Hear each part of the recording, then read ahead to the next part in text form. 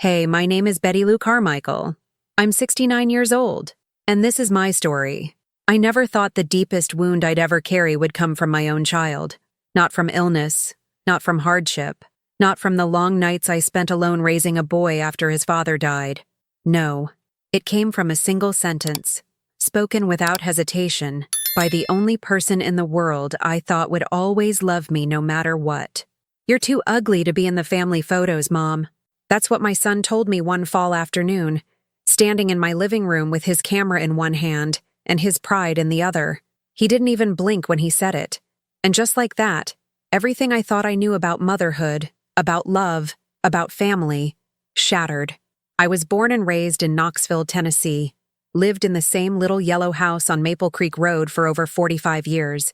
I raised my boy Daniel in that house, taught him how to ride a bike in that driveway, kissed scraped knees on the porch swing, cooked cornbread and greens in that kitchen, and read bedtime stories in the same room where I later cried myself to sleep when the loneliness became too much to bear.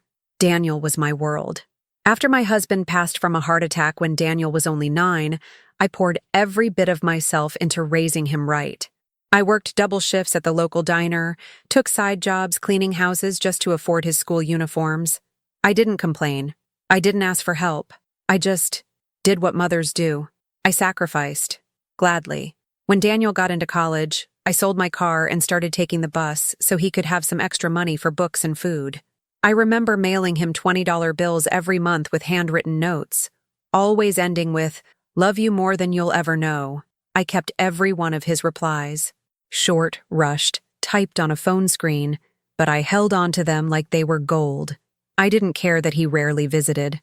I told myself he was busy, building his future, living the life I never had. Let me know in the comments where you're watching from, and don't forget to like and subscribe if this story is touching your heart. Sometimes, the quietest voices hold the loudest truths, but over time, I started noticing changes. His voice got colder, his messages shorter. His visits, when they happened, felt like obligations. He never brought friends home anymore. He stopped calling me Mama and started calling me Mom. That might sound silly to some, but in the South, that change is like a crack in the foundation. And then, one day, he introduced me to his fiancée, Lindsay. Pretty girl, polished, blonde, perfect nails. The kind of woman who took photos of her food before eating it and never made eye contact with waitresses. She smiled at me that day like she was enduring something unpleasant. Like I was the wrinkle in her otherwise seamless life. I tried to like her. I tried to be warm and welcoming. But the way she looked around my house, with its old wallpaper and antique furniture, like it smelled of dust and desperation, made something in me twist. They were planning their wedding, big event, destination. She wanted a fall ceremony in Asheville, with leaves turning red and gold and a violinist playing Coldplay songs. I offered to help, maybe bake something for the rehearsal dinner. She smiled again. That same tight smile. "Oh no, that's okay. We've got everything catered." And then she changed the subject. The next time they came over, it was to take engagement photos. Lindsay arrived with a suitcase full of clothes and a professional camera. Daniel barely said hello before setting up the tripod in the backyard. I had made sweet tea and sandwiches, but they didn't touch them. At one point, I offered to take a picture of them together, and Lindsay looked at Daniel like I had just asked to join their honeymoon. Later, Daniel asked me to step out of the shot. "Just a few with the immediate family," he said. I laughed, thinking he was joking. "Honey, I am the immediate family." He didn't smile. That's when he looked at me and said it, clear as daylight. "You're too ugly for the family photos, Mom." There was no room for misinterpretation. His tone wasn't angry. It wasn't even cruel. It was casual, like he was stating a fact, something everyone knew, and he just had the decency to say it out loud. I stood there, holding a plate of lemon squares, watching my son adjust the camera settings, completely unfazed by what he had just said. I didn't cry. Not then. I felt numb, like the air had been sucked out of my lungs and replaced with cold smoke. I watched them take their pictures, smiling, twirling, laughing, the girl in white lace and the man I raised, looking right through me.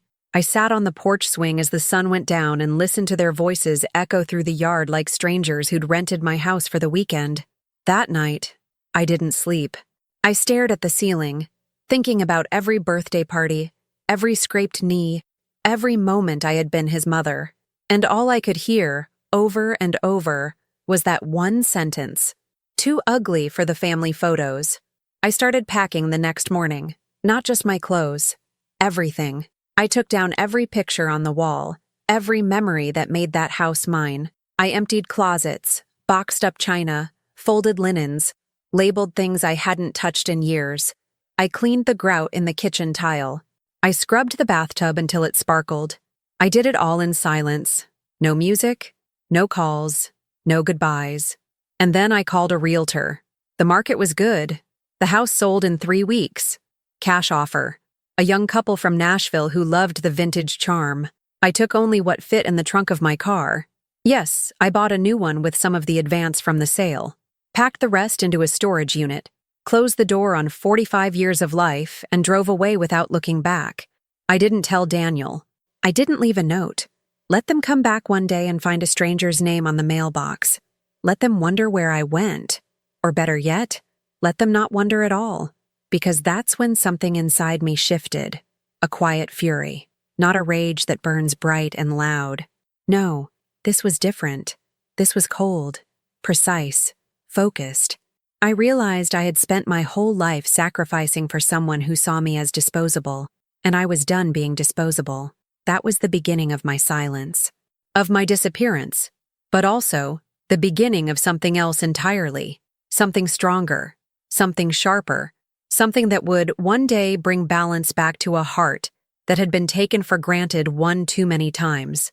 You see, when a woman vanishes quietly, people underestimate her. But what they don't know is that silence can be the most powerful form of revenge. I didn't go far at first. Just across the state line into North Carolina, to a small town outside Asheville where nobody knew me and nobody asked questions. I found a quiet motel with month-to-month rental options, paid cash, and settled into a room with peeling wallpaper and the hum of the highway outside my window. It wasn't glamorous, but it was mine. And for the first time in decades, I didn't have to answer to anyone. No cooking for others, no waiting by the phone, no pretending I was fine when I wasn't. Just me and the silence. And oddly enough, it felt like freedom. I didn't call Daniel. I didn't need to. He hadn't called me since that day. Not to check in, not to apologize, not even to ask where I'd gone. For all I knew, he had already moved on. Maybe they posed for new photos. Maybe Lindsay found a way to edit me out of the old ones. Either way, I had become invisible. And maybe that's when the idea first started to form. Not just the desire to disappear, but the pull towards something more. Something deliberate. One afternoon, while sipping bitter motel coffee, I overheard a woman at the front desk talking about a position at a local thrift store. They needed help sorting donations and working the register. It didn't pay much, but I wasn't looking for money. I was looking for purpose. So I walked down the block, introduced myself, and by the end of the day, I had a job. My hands, calloused from years of motherhood and waitressing, were once again useful. I folded clothes, wiped counters, organized bookshelves, and slowly, quietly, I began to feel like a person again.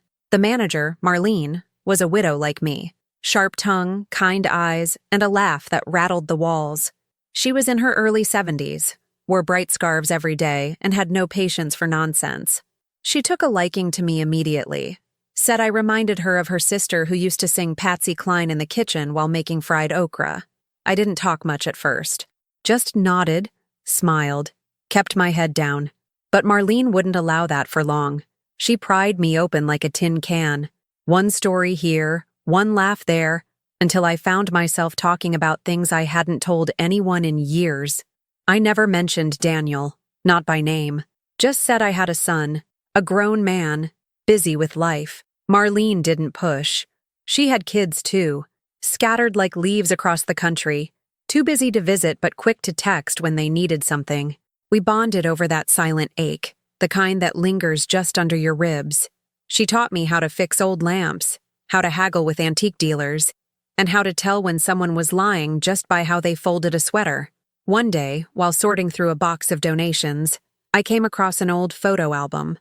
The cover was cracked leather, the pages yellowed. I opened it and was hit by the smell of dust and forgotten memories. Inside were black and white photographs of smiling families, mothers, fathers, children, all frozen in moments of joy. And suddenly, I couldn't breathe. My hands shook as I turned the pages. Somewhere deep in my chest, something cracked open, raw and red. I closed the album and took it home. That night, I stared at those photos for hours, not because I knew the people in them, but because they reminded me of what I had lost, or maybe what I had never really had. My family photos were gone, packed into boxes, left behind, or deleted from digital drives. I had been erased. But those strangers in the album, they were real. Proof that love once existed. Proof that someone, somewhere, had looked at their mother and seen beauty. And that's when the idea took shape. I didn't just want to vanish. I wanted to be remembered. Not by Daniel, not anymore. He had made his choice. But by someone, anyone. I wanted to create something lasting. So I started writing. At first, it was just scribbles in a notebook. Bits of memory, slices of thought, questions I'd never asked out loud. Then they became letters. Not to Daniel. No. Letters to women like me. Mothers who gave everything and got nothing in return. Wives who became widows too soon. Women who woke up one day and realized they had disappeared from their own lives. I left the letters in secondhand purses and coat pockets at the thrift store. I slipped them into books. Tucked them inside old teapots and jewelry boxes. Every letter signed the same way. From someone who sees you. It became a secret ritual. A quiet rebellion. A way to stitch myself back into the world. And then came the day Marlene found one of the letters. She brought it to work, waving it in the air like a victory flag. "Betty Lou, honey, did you write this? Because if you did, it's the best damn thing I've read all year." I tried to deny it, but she saw right through me. "You've got something to say," she told me. "You better not waste it." That night, we sat on her porch with a bottle of blackberry wine, and she made me promise to write more. Real stories, not just letters. So I did. I started waking up early, writing for hours before work. Pages and pages poured out of me. Not just about Daniel. About everything. My childhood. My husband. My fears. My rage. My joy. It was like digging a tunnel through the years, finding myself on the other side. But even as I wrote, the fire inside me burned hotter.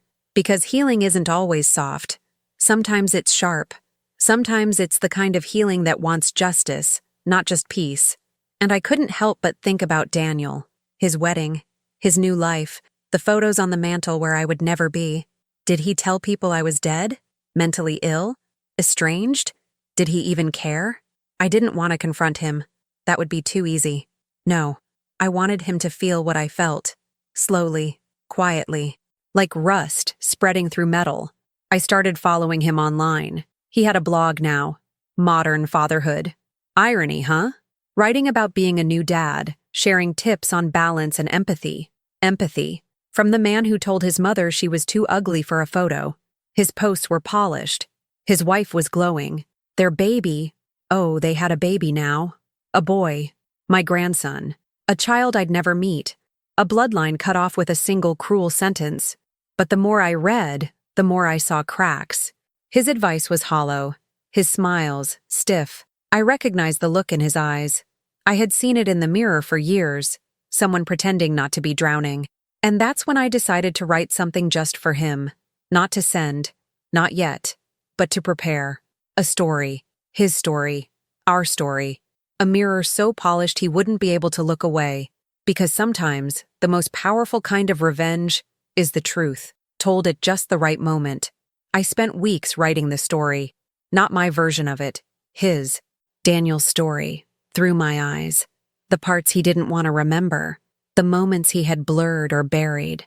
I wrote about his scraped knees. His childhood fears. The nights he woke up crying because of nightmares and how I held him close until he fell back asleep. I wrote about the years I worked without rest to put food on the table. About the beat-up sneakers I wore for 2 winters so he could have new ones for school. I wrote about how I stayed up all night sewing patches on his costume when he wanted to be a cowboy in second grade. I wrote about the look in his eyes when he told me I was too ugly for the family photos. Word for word, I wrote everything. I didn't censor a thing. I turned the story into a letter. Not a short one, but a complete account. No accusations. No begging. Just the facts. Written with precision, laid bare like bones in the sun. I printed it out, folded the pages, and placed them in a plain envelope. I didn't put my name on the outside. Just one word in black ink. Read. But I didn't mail it. Not yet. I carried it with me. In my bag, then under my pillow, then in the pocket of my cardigan. It felt like a secret weapon. A key. A spark waiting for dry kindling. I wasn't ready. Not until I knew it would matter. Then, one morning, while organizing the back room of the thrift store, Marlene came in, clutching her phone. Her face was pale, lips pressed tight. "Betty Lou," she said, handing it to me. "You need to see this." It was a video, a viral one. Daniel had been giving a talk at a local conference about modern parenting. There was a clip from the event circulating fast, and it wasn't flattering. Someone had asked him during the Q&A what values he hoped to teach his son. His answer, polished and insincere, began with respect. But just as he said it, someone from the audience interrupted. A woman's voice. Calm but clear. "How do you teach respect when you disrespected your own mother in front of your wife?" The room went quiet. The clip cut out there, but the damage was done. The comments were ruthless. Strangers demanding context. Some defending him, others digging deeper. People were pulling old photos, trying to identify his family members. Suddenly, the mask he had so carefully crafted began to crack. I don't know who that woman was. Maybe a stranger who read one of my letters. Maybe someone who knew more than she let on. But it didn't matter. The universe had turned. And now, the letter burned in my pocket like a match head. Still, I waited. I wasn't ready to send it just yet. Something told me to hold out, to let the cracks widen. In the meantime, I did something bold. I submitted a short story to a local literary contest. I used a pseudonym, Lou Carmichael. It was based on the letter I wrote to Daniel, but shaped into fiction. A mother erased by the very child she raised. A woman who vanishes and finds power in her silence. A month later, I received a call. I had won. They wanted me to read the story at a small bookshop in Asheville during their storytelling night. Marlene clapped like a child when I told her. "Told you people needed to hear what you have to say," she said, squeezing my hand. I bought a new blouse, did my hair. For the first time in years, I looked in the mirror and saw someone worth seeing. The night of the reading, the bookstore was packed. Not with people I knew, strangers mostly. Young and old, sipping tea, flipping through books. I stood at the small podium, hands trembling, voice low at first. But then, the words came. Strong.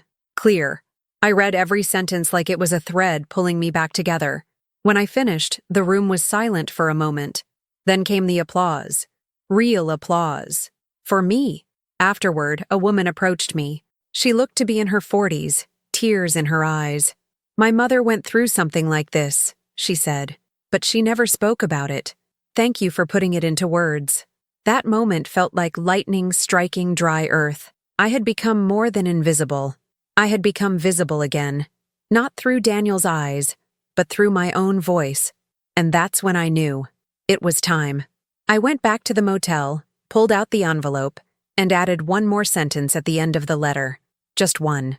"You taught me to disappear, Daniel. Now I've learned how to live without you."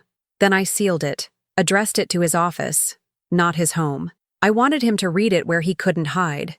And I mailed it. I didn't wait for a response. I didn't need one. The act of sending it was the closure I hadn't realized I was searching for. But the universe has a way of circling back. 2 weeks later, Marlene came into the shop with a large manila envelope in her hand. "Someone dropped this off for you," she said. No return address, just my name in handwriting I knew too well. Inside was a photograph. Me and Daniel, from when he was about 7. We were at a county fair, sitting on a bench, sharing a caramel apple. My hair was windblown, my smile wide, his eyes looking up at me like I was the entire world. On the back, he had written 6 words. "I forgot who you really were." No apology, no explanation, just that. I sat with the photo for hours. I traced the outline of our faces, remembered the sound of his laugh that day, how sticky our hands were, how tired our feet were after riding every ride twice. I cried, not because I missed him, but because I missed that version of him, the one who hadn't yet learned cruelty. That night, I burned the photo, not out of hatred, not out of rage, but as a ritual, a final act of release. I watched the flames curl around the edges, the colors warp and fade. When it was done, I felt lighter, like I had let go of the last thread tying me to a version of myself that no longer existed. Revenge, I realized, doesn't always come in thunder or fire. Sometimes it's quiet. Sometimes it's simply becoming so whole, so unshakably alive, that the people who once erased you are forced to reckon with your absence. Daniel had to sit with that letter. He had to see the photo. He had to wonder what I had become, what I had built without him. And that was enough. I didn't need to be in his photos. I didn't need to be in his life, because I had finally stepped into my own frame. After I burned the photo, something inside me shifted, not all at once, not like a lightning bolt cracking the sky, but more like the slow turning of a wheel that had been rusted for years. I woke up the next morning and didn't feel that familiar ache in my chest. For the first time in a long time, I didn't reach for sorrow like it was my coat on a cold morning. I just breathed. Quiet, steady, alive. I started walking more. Early in the mornings, before the town came to life, I'd put on my sneakers and trace the streets of Asheville like they were veins beneath my feet. I watched the sun rise between old brick buildings, listened to the wind rustle the trees, and sometimes I even smiled at strangers without worrying whether they'd smile back. I was relearning how to exist in the world as someone who didn't belong to anyone. No titles, no roles, just Betty Lou. At the thrift store, things grew busier. Word had spread about my story at the bookstore, and more people started coming in. Curious, thoughtful, some even looking for advice they weren't brave enough to ask out loud. Marlene started calling me the Oracle of Oak Street. I laughed the first time she said it, but she meant it. People saw something in me I had never seen in myself. Strength. Not the loud, stubborn kind. The quiet, enduring kind. The kind that comes from surviving what should have broken you. I started journaling every day. Not just memories, but dreams, hopes. What I wanted for the years I still had ahead. At 69, I wasn't ready to fade into the background of my own life. I still had stories to tell, places to see, laughter to share. I had spent decades dimming my light so others could shine, and now that I had space, real space, I wanted to see what would grow in the warmth of my own attention. Then one afternoon, Marlene pulled me aside after work. "We got invited to speak at the local college," she said, eyes gleaming. "Creative writing class. They read your story, Betty Lou. The professor wants you to talk about writing from pain." I froze. Me? Talk to college kids? Me, who hadn't even finished high school because I got pregnant at 17 and married by 18? But Marlene just raised an eyebrow. "Honey, you've lived more life than any of them. That's what makes you a writer." I said yes. I was terrified, but I said yes. The day of the talk, I wore my nicest sweater and borrowed earrings from Marlene. The classroom was full of bright-eyed students with notebooks and laptops, some too young to have wrinkles, others already carrying tiny lines of worry around their mouths. I stood in front of them, palms sweating, and told them my truth. I told them about Daniel, about the photo, about the letter. I didn't sugarcoat it. I didn't make it melodramatic. I told it like it was, raw and simple and human. And when I finished, there was a silence I had grown to know well, not of discomfort, but of reverence. A girl in the back raised her hand. "How did you forgive him?" she asked. And I paused. Because the truth was, I hadn't. Not really. I had moved on, yes. I had healed, in many ways. But forgiveness? That was something different. That was something that couldn't be rushed or faked or expected just because time had passed. "I didn't," I said softly. "And that's okay. Forgiveness isn't a requirement for peace. Sometimes you can let go without letting someone back in." They nodded. Some took notes. Some didn't move at all. After the talk, a boy named Micah came up to me. He looked nervous, twisting the strap of his backpack in his hands. My mom and I haven't spoken in a year, he said. After hearing you, I think I might call her.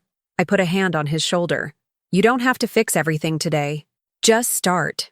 That night, I sat in my motel room with the window open, letting the breeze carry the scent of pine and distant bonfires through the screen. I thought about all the versions of myself I had been. The young wife with hope in her eyes, the grieving widow, the exhausted mother, the invisible woman, and now, the storyteller. It wasn't about revenge anymore. Not really. It had started that way, yes, with hurt and anger and a desire to make Daniel feel. But now, my life had grown bigger than him, bigger than that one cruel sentence. I had found a life that didn't need his apology to thrive. But even in growth, there are shadows. One morning, I received an envelope in the mail. No return address. Inside, a single card. It was a photo card, one of those mass-printed ones people send during the holidays. On the front, Daniel, Lindsay, and their baby posed on the steps of a white house. The caption read, "Happy Holidays from the Carmichaels."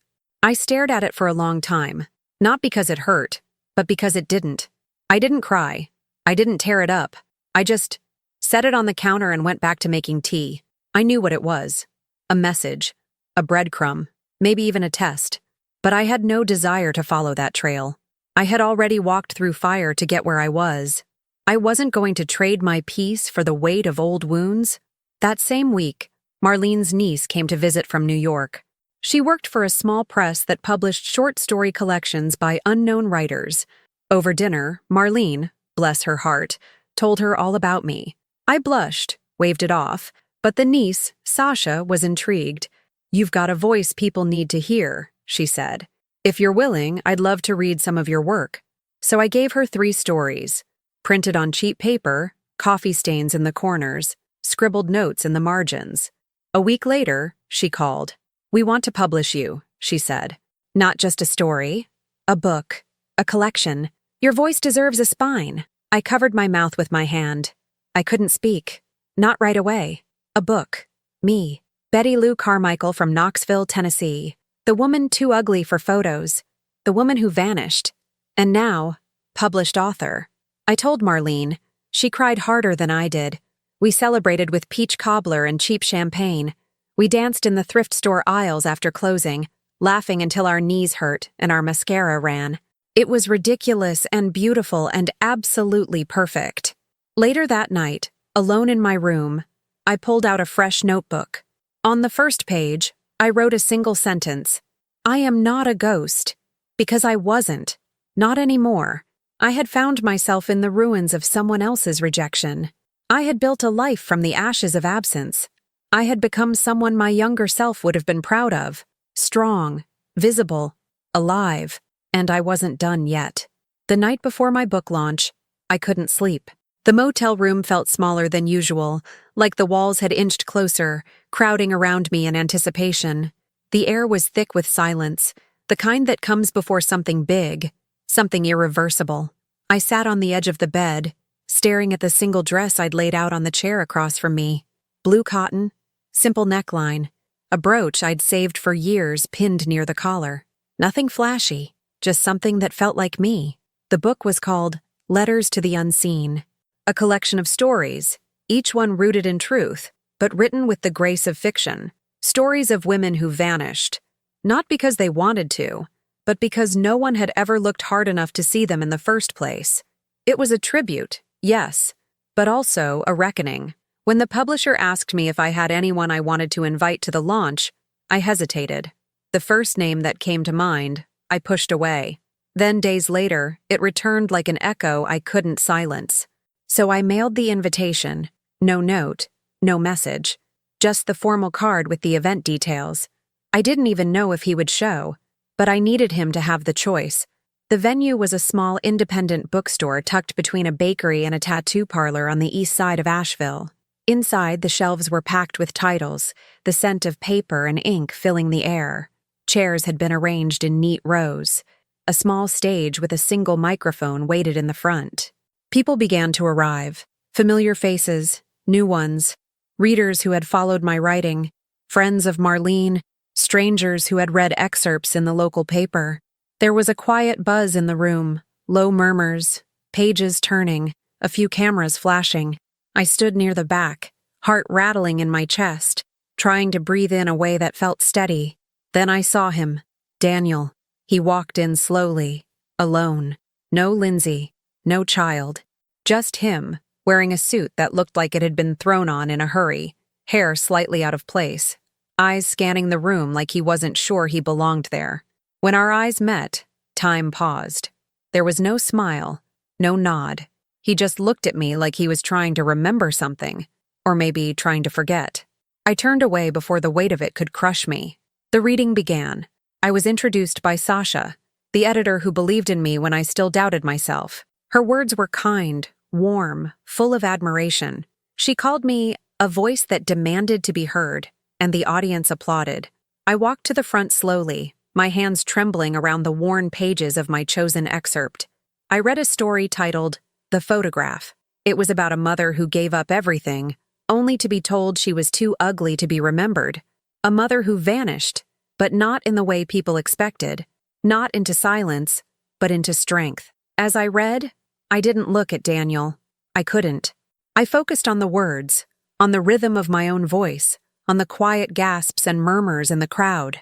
The room was so still it felt like even the books were holding their breath. When I finished, the silence hung for a second longer than it should have. Then came the applause. Thunderous, long, genuine. I blinked back tears, nodded, and returned to my seat as if my legs weren't made of glass. After the event, people lined up to buy the book, to ask for signatures, to say thank you. I smiled, laughed, hugged strangers. But all the while, I knew he was still there, standing near the back, waiting. When the crowd began to thin, he stepped forward. "Mom," he said. The word hit me like a wave. I hadn't heard him call me that in years. I looked at him, really looked, and what I saw was not the boy I raised or the man who had cut me down with a single sentence. What I saw was someone unraveling, someone who had finally realized what he had done and what it had cost. "I read the book," he said. "Every word. I didn't know you were capable of that kind of truth." I stayed silent. "I was angry," he continued, "at everything, at Dad dying, at having to grow up too fast, at feeling like I was drowning and pretending I wasn't. And I took it out on you." His voice cracked. He looked down. "I don't expect forgiveness," he said. "I just needed you to know that I see you now. I see what I did, and I'm sorry." There it was. The apology. The thing I had once begged the universe for. The thing I thought would fix me. But standing there, in that little bookstore, I realized I didn't need it anymore. Not really, because his apology didn't change who I had become. I wasn't standing there as a broken woman waiting for closure. I was standing there as an author, as a survivor, as a woman who had stitched her soul back together with her own words. Still, I nodded. "Thank you," I said. He blinked, like he hadn't expected that. We stood in silence for a moment longer, the air between us heavy with memory. Then I turned away. He didn't follow. That night, back in my motel room, I sat on the bed and opened a fresh notebook. I didn't write about Daniel. Not this time. I wrote about Marlene, about Micah from the college, about the woman who cried after my first reading. I wrote about second chances. Not the kind given by others, but the kind you give yourself. I wrote about freedom, because that's what this was. Not the loud, triumphant kind you see in movies, but the quiet, steady kind that builds inside you over time. The kind that doesn't need permission. The kind that arrives after the tears have dried and the dust has settled. The kind that says, "I am still here. I am still whole. I am still me." The days after the launch passed in a kind of quiet triumph. Not loud, not showy, just calm. Each morning felt a little brighter. Each moment a little steadier. I no longer walked like I was carrying invisible weight. I no longer hesitated before looking in the mirror. The reflection staring back was not a woman scorned or rejected. She was a woman who had seen the end of something and chosen to begin again anyway.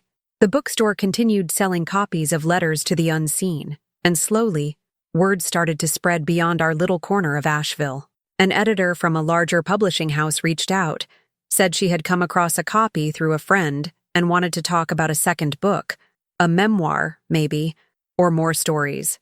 Whatever I wanted to write. Your voice, she said, is something we don't hear enough from women your age. Women who've lived, lost, and kept going. I told her I'd think about it. And I meant it.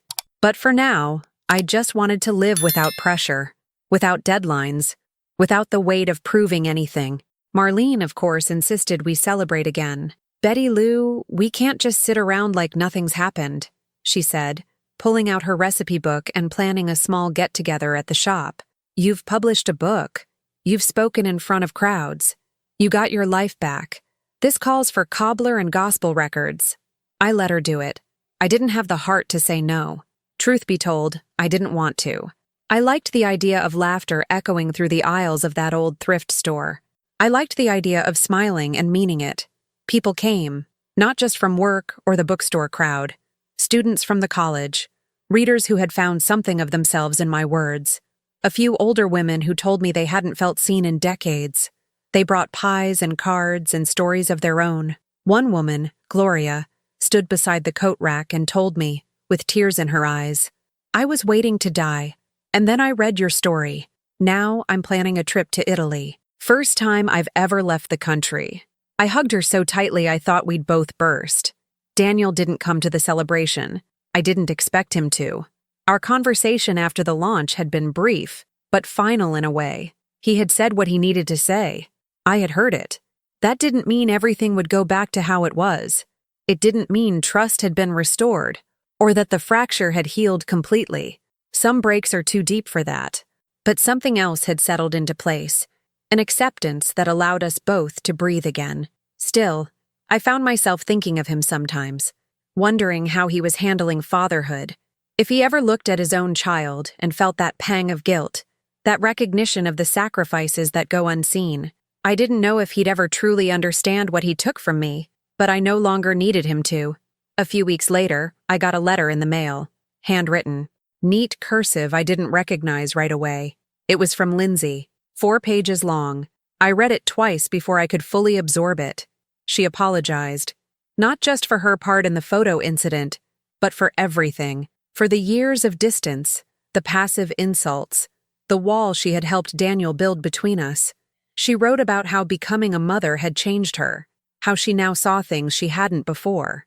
She wrote about seeing a photo of herself, unfiltered, tired, holding her baby after a sleepless night. I looked like my worst self, she said, but I also looked real, and it hit me that I had never given you the space to be real. I only wanted you to be convenient, pretty, easy, and that was wrong. She ended the letter by saying she understood if I never wanted contact, that this wasn't a request. It was just a truth she needed to share. I didn't reply. Not right away, but I didn't throw the letter away either. Instead, I placed it in the same box where I had kept my earliest writings, the ones I scribbled in the motel room, full of raw pain and shaky hope. Because this letter, like those words, was part of the journey, a thread in the long fabric of healing. Life in Asheville settled into a new kind of rhythm. I moved out of the motel and into a small cottage just outside town. It had a porch swing and a garden full of lavender and mint. I planted them with my own hands, kneeling in the dirt, feeling the earth welcome me back. Each plant felt like a promise, a sign that something new could grow where something else had once withered. Marlene helped me decorate the place with secondhand treasures from the shop. We painted the walls a soft peach and hung fairy lights around the windows. Every Sunday she came over for tea and gossip. Sometimes we talked about love, sometimes about death. Sometimes we just sat in silence, watching the breeze move through the leaves like a hymn. One morning, as I was sipping coffee on the porch, I saw a young woman walking past with a stroller. She looked tired, hair pulled up in a messy knot, eyes shadowed with sleep. As she passed, her baby started to cry. She stopped, flustered, trying to soothe him. I stood up, walked to the edge of the porch, and said softly, "Would you like a hand?" She looked at me, surprised, then nodded. I walked over, gently rocked the stroller, made a silly face, and the baby stopped crying. She exhaled, grateful. "Thank you," she said. "I'm new to all this." I smiled. We all were once. She asked my name. I told her. She said hers was Rachel. We stood there for a few minutes, talking like neighbors do, until the baby started to drift off. "You're really good with him," she said. "I had a lot of practice," I replied. As she walked away, I felt something bloom in my chest. Not sadness. Not longing. Something softer. Something like peace. Later that day, I sat down and wrote her a letter. Not because she needed advice, but because I knew how much it would have meant to me all those years ago to hear from someone who understood. I told her she was doing better than she thought, that it was okay to feel overwhelmed, that she didn't have to be perfect to be loved. I signed it, "From someone who sees you," and I realized then that would never stop being who I was. Not Betty Lou the forgotten, not the mother excluded from photographs, but the woman who disappeared and built something beautiful in her absence. The woman who turned pain into pages, and in doing so, became unforgettable. The first time I saw my book in a window, I stood on the sidewalk for almost 10 minutes before stepping inside. It was a small shop in downtown Asheville, one I passed every week on my way to the bakery. But that morning, there it was. Letters to the Unseen, propped up between cookbooks and gardening guides, its cover catching the soft light like it had been waiting for me to find it. I walked inside, heart fluttering, and ran my fingers along the spine. There were 5 copies.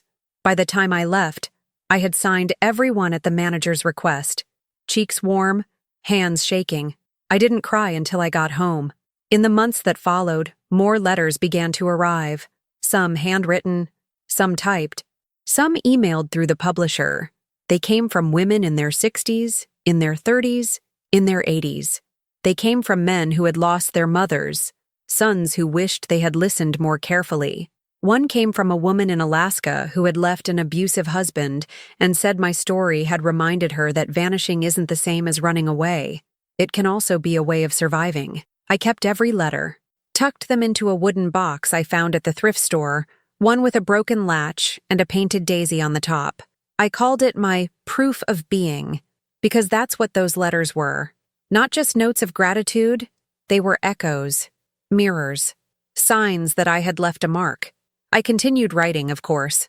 Another book took shape slowly, this time a blend of fiction and memory, less about disappearance and more about what comes after, about rebuilding, about discovering yourself not as a reflection of who left you behind, but as something entirely new. I titled it, The Shape of Silence. My publisher cried when she read it, said it felt like coming home. Meanwhile, life unfolded quietly and beautifully. The garden around my cottage flourished. Lavender, mint, tomatoes, even a fig tree that surprised me with fruit the second summer. Marlene visited every week like clockwork. We'd sit on the porch drinking iced tea, her laughter still sharp and unapologetic, her stories longer now that we'd stopped pretending time was something we could hoard. Rachel, the young mother I'd met on the street, became a regular visitor too. Sometimes she'd bring her son over while she ran errands. Other times she'd just come to talk. Her voice grew stronger with each visit, her shoulders straighter. One day, she brought me a small bracelet made of wooden beads and a note that said, "Thank you for reminding me I'm not alone." I wore the bracelet every day. And then, one morning in late spring, I heard a knock on the door. A sound so unexpected I paused in the kitchen, wondering if it was real.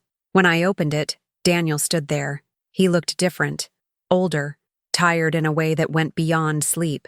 He held a manila envelope in his hands and wore a nervousness I hadn't seen in him since he was a child, about to confess breaking something valuable. "Can I come in?" he asked. I hesitated, not because I was angry, but because I was careful now. My peace had taken so long to build. I wouldn't trade it for nostalgia. "Yes," I said finally, stepping aside. He looked around the cottage, taking it in. The curtains I had sewn by hand, the photographs, ones I had chosen to display, the books stacked near the fireplace, my world, assembled without him. "I didn't know where else to go," he said. "Lindsay and I are separating." I said nothing. He placed the envelope on the table.